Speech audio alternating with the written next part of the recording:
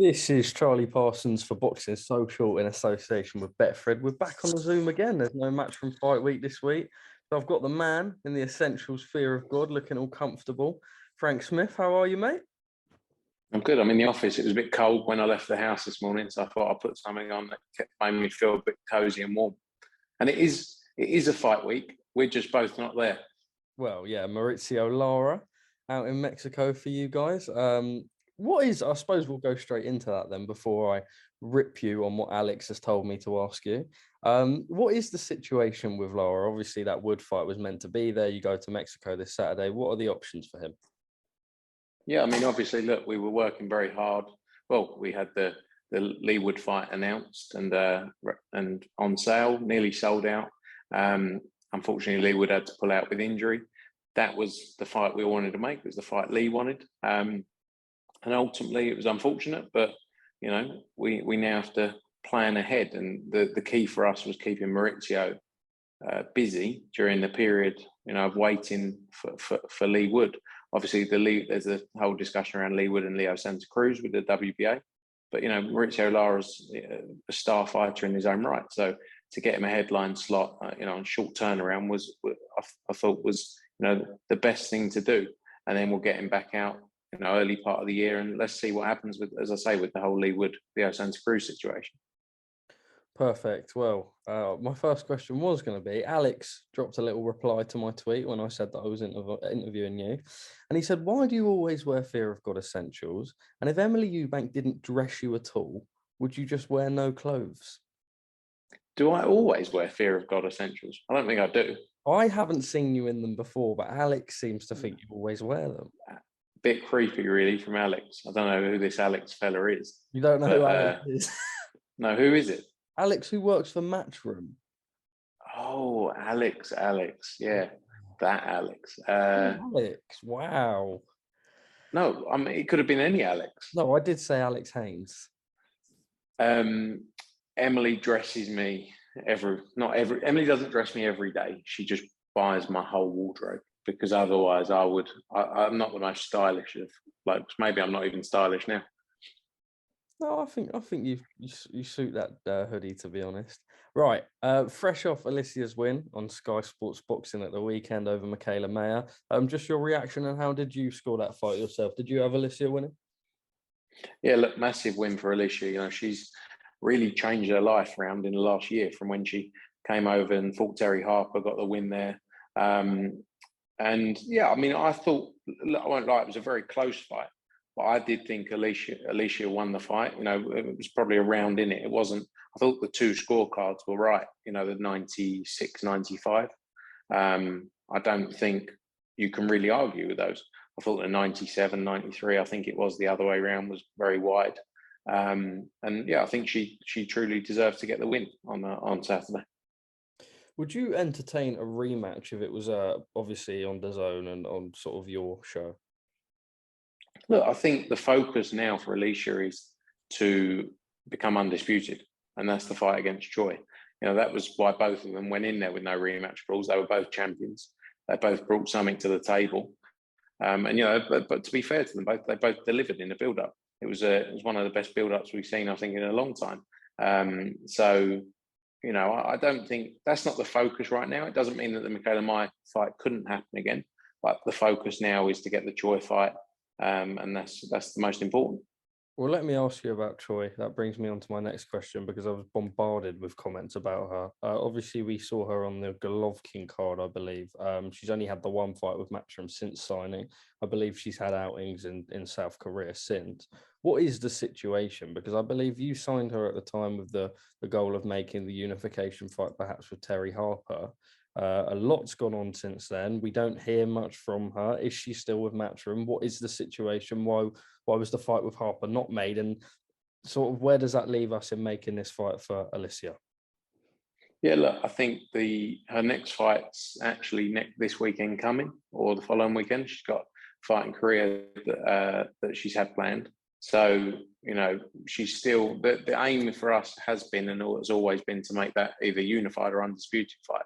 You know, we promoted Maiva Hamadouche as well when she fought Michaela Mayer to win to win the belt when Michaela Meyer won that other belt previously. So yeah, the goal for us has always been to make undisputed. That's our plan with Choi next. As I say, she's got this fight coming up. She's had a couple of fights, as you say, in South Korea. But that's the plan to try and make that early part of the year for Baumgardner. Where are you guys with Choi's team? Because obviously you would have liked to make that Harper fight, and then obviously Harper lost to Baumgartner. Why haven't we seen more of her on these shores? What is the relationship with Choi and the team? Yeah, I mean, look, we've still got an ongoing promotional agreement with Choi, and as I say, that's the aim, to make that fight for the beginning of next year. Obviously, lots of things have changed in between. As you say, Terry Harper fought Baumgardner back in November last year. Now I think it was in Sheffield. Baumgardner got the win there. There was talk, Terry then went up a weight. Alicia, we got out in between on one of our shows in Manchester, I think in April time. And then the Michaela Meyer fight was, we always thought we'd do it the other way around, in truth, in terms of Alicia fight Choi next before Michaela Meyer. But, ultimately it worked out this way, that the Michaela Meyer fight happened. And now the focus turns to, in January, February time, trying to make the Choi fight. So then, with obviously you wanted Choi before Meyer, and then obviously you wanted Choi for Harper. It's been unsuccessful on 2 occasions. Why do you believe that making the Choi fight will be successful here? Obviously, a lot of people in the conversation on Twitter, and I doubt Choi is watching this, so won't be offending Choi's team here, but they're saying that she's holding that belt hostage. I think she's had a few fights as we keep saying, in South Korea recently. She fought on the Gennady Golovkin undercard, as you say, back in December. And I think the focus now turns to, every fighter wants to become undisputed champion. I think we've got to get a deal together that works for all parties to make that fight happen. Okay, enough on the Choi front. I think we've got enough out on that one. Enough Choi talk. Yeah, enough Choi talk for one day. Picking this back up because Frank hasn't got good Wi-Fi at home, and he doesn't even have good Wi-Fi in the office, apparently. Ben Eubank Jr., if the B sample is the same as the A sample and the British Boxing Board of Control suspend him, will Matchroom continue to work with him? Obviously, I spoke with Eddie. He said, look, the likelihood is that the B sample will be the same as the A sample, but there's a lot that's going to be coming out. Obviously, not loads that can be discussed in the legal perspective, but, it'd be quite a strong decision for the board to suspend him. And where would that leave yourself and your guys' working relationship with Conor? Look, I think first things first, ultimately Conor needs to be given the fair process like other fighters and other athletes have been given in this, in this situation. He's got his own and various independent medical and scientific advice, and people looking through it now. And first things first is to go through that process with the British Boxing Board of Control. Ultimately, Conor Ben wants to clear his name, and he deserves the right to do that at a minimum. He deserves that opportunity to go and do that. We're committed to Conor Ben. We've worked a long time with him. I believe in Conor Ben. He's become not just a colleague, but a friend as well over time. So, I think speaking on behalf of a young man, he deserves that right. And that's got to be the first case. And, people will say, why is he not talking? Why is he not coming out now? People have to understand that these aren't simple things. He has to think about the best for his long-term career. So I'm sure Conor Ben would love to come out and do a half-hour interview with you tomorrow, Parsons. But he has to do things in the right way. And the first thing he has to do is do that in a legal route and the manner he's doing now. So ultimately, we've got to let him do that, give him time to do that with his team, with his legal team. And, we're like I say, we're fully behind Conor Ben. And, we believe in him and believe he should have the chance to show his position. And in time, I'm sure you'll be able to find out some more details on that.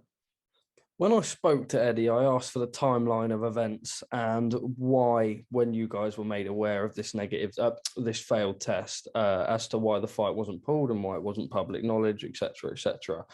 He responded that obviously you guys did your lab test and said that, and like I say, all this will come out in due course, as you guys have said. But obviously you've done the lab test and you've seen that the results were, not I don't know how I'd explain it. Like I say, I don't know, but not one where it would put the fight in jeopardy or pull the fight.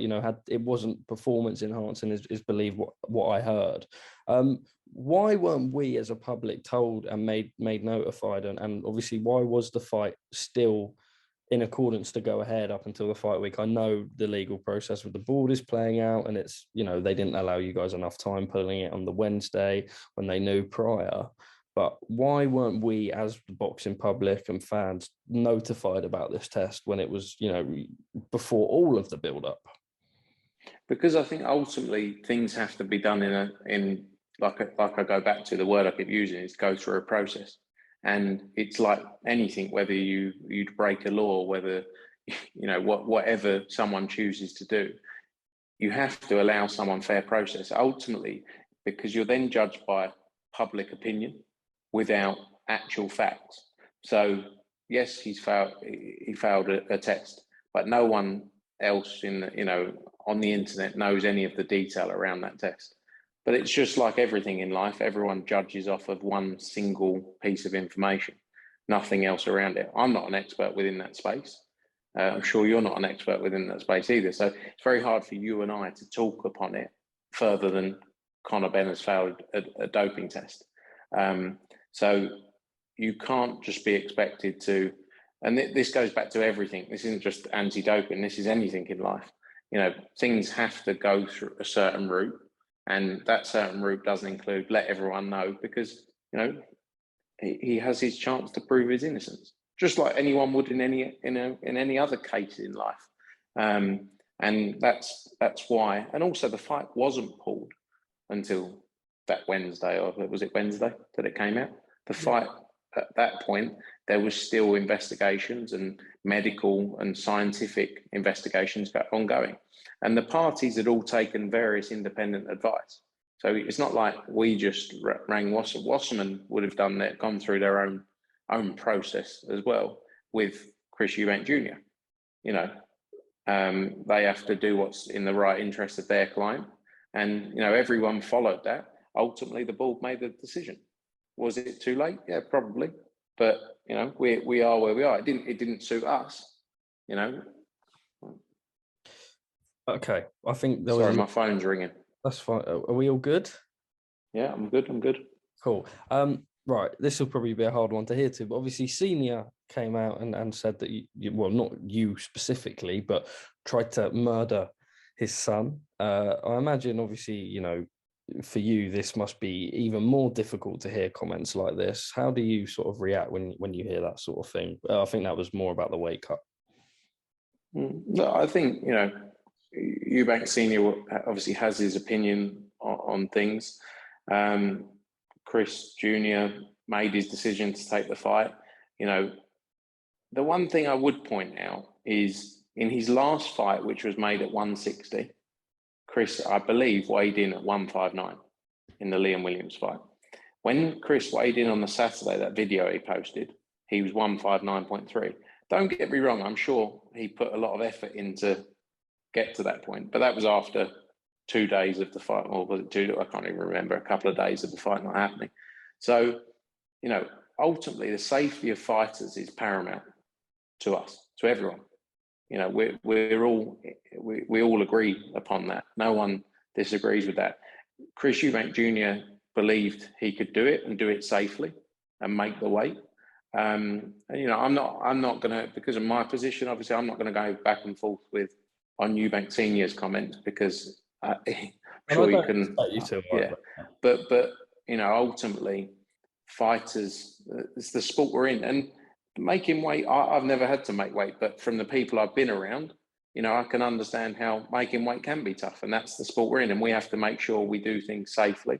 And we've had it. Look, I'll be open with you. We had it in the past where we've seen fighters can't make a weight, and we've been able to change things or work with them. But Eubank Jr. agreed upon this, and as we saw, he was 2.3 pounds over the 157 weight 2 days after the fight was pulled. And actually, look, I know that, but when you saw that picture of how shredded he was, all this talk about him not taking it seriously, eating KFC or whatever, but this guy takes it seriously. You know, he doesn't cut corners. So yeah, but I'm not going to go back and forth and sort of respond to Senior, because that's family and business. Of course. Look, I've got to ask you, the rehydration clause, we saw him come in at, under 160 on the Saturday. This has led to people asking, was the rehydration clause only £3 to 160? We were told that it was, I think the IBF changed their rehydration clause, but under 10 and above 6. Is that correct? Yeah, it was well over the 160 weight he shot, or the 159.3. Are we allowed to know that figure? No, but you're not far with what you're saying. Sounds about right to me. So between sort of £6 and £9. More, yeah. Okay.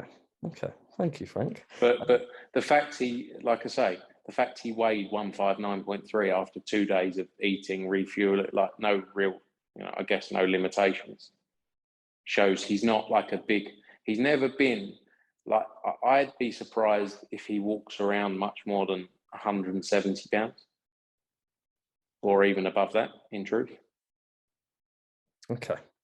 Nigel Benn's comments saying that he asked his son to fight at 160 when he saw a picture of the weight cut and sort of discussed with teams, etc. I mean, I can't imagine he would have been speaking too much to opposing teams, but we know that they had their tour, the two fathers.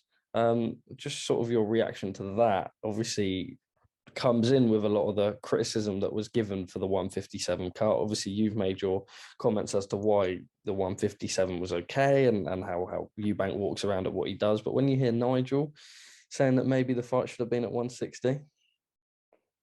Yeah, but look, this was a part. And also, you point out all these people talking about, a fight at the proper weight. And, like I saw it was on TalkSport the other day, like Simon Jordan, Ben Shalom, all these people. I'm not talking down on people, but people are very quick to jump on the bandwagon. They were trying to make the Kell Brook fight at 157 pounds. Like, so you can't pick and choose.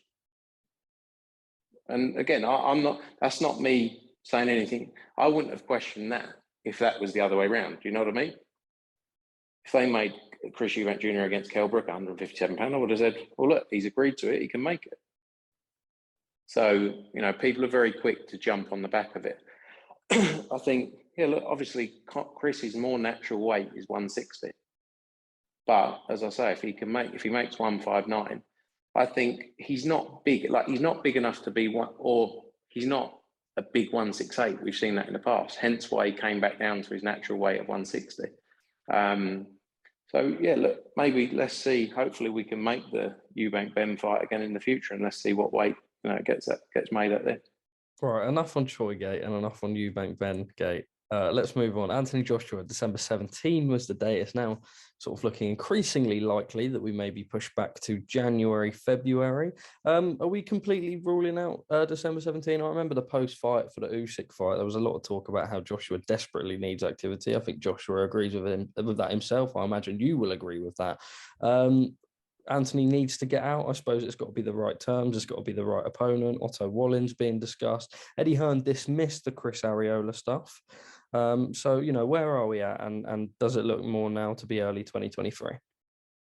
Yeah, look, I think December 17th was always our target date originally. I do think there's a view to, do we look at January, February? And that's something that's playing out currently. There's also a lot of fights that are ongoing at the minute for that period. You've obviously got, I think, Tyson Fury, Derek Chisora is very close to being announced for December 3rd. But I think over the next week, 10 days, we'll be able to have a clearer picture. Like I say, December 17th still in the running, but January, February also looking very possible as well for it. And then in terms of opponent for Joshua, Wallin has come out and given an interview, and there's obviously lots of people that are going to want that Joshua fight. What sort of opponents are we looking at? I know last time you didn't give me much, so I'm wondering if I'll be able to squeeze more out of the Frank Smith this time. And then also, just quickly, move into 2023. Obviously, a lot of people were quite surprised that someone like Joshua would go to Wembley Arena. We know that Joshua can sell stadiums. Wembley Arena is significantly less capacity capacitated sort of arena, if that's even a word. You know, can we look at maybe the O2 and stuff and bigger venues when we're looking at early 2023? Yeah, look, that's part of the issue as well currently is availability of venues. Boxing always struggles because we're quite, we're always within an 8-12 week cycle, and you've got concert promoters, comedy promoters, other sporting events have a longer period to work towards. So, we want to take him to the biggest and best of the venues. We know he sells out. He always does. I think in terms of opponents, we need, I think he needs a fight where he can come back and, he's never shy. Like I always say, Josh has never shied away from any test or any challenge, but he needs the right kind of opponent to get back in there with his training. He had a new training team basically ahead of the Usyk fight. And I think to keep developing and keep growing, he needs the right kind of opponent. And then, for sure, there's the fights, the likes of the Dillian Whyte, Deontay Wilder fights, all fights that we want to make for the later or mid to late part of 2023. I've noticed it's hit 5 o'clock, so I'm not sure if you're sort of ready to leave the office. So I'm just going to rattle through a few. What more. do you think I'll clock out? I'm not saying you do clock out, but I'm saying if you do clock out, I will rattle them through anyway. Fury Chisora, sort of Eddie said, well, I don't know what to describe Derek as. We've got a lot of fights with him. You've got a brilliant relationship with Derek, I know. What will Matchroom's involvement be? Eddie said that Derek had been ringing you guys up and asking for advice in the making of this fight, etc., etc. What will the involvement be for that? And also, do we know, obviously, it's nothing to do with you, you won't be the organisers of the event, but the reason for changing from the Principality, where we've got the stadium, the roof on the stadium, to Tottenham Hotspur Stadium, which is outdoor in December?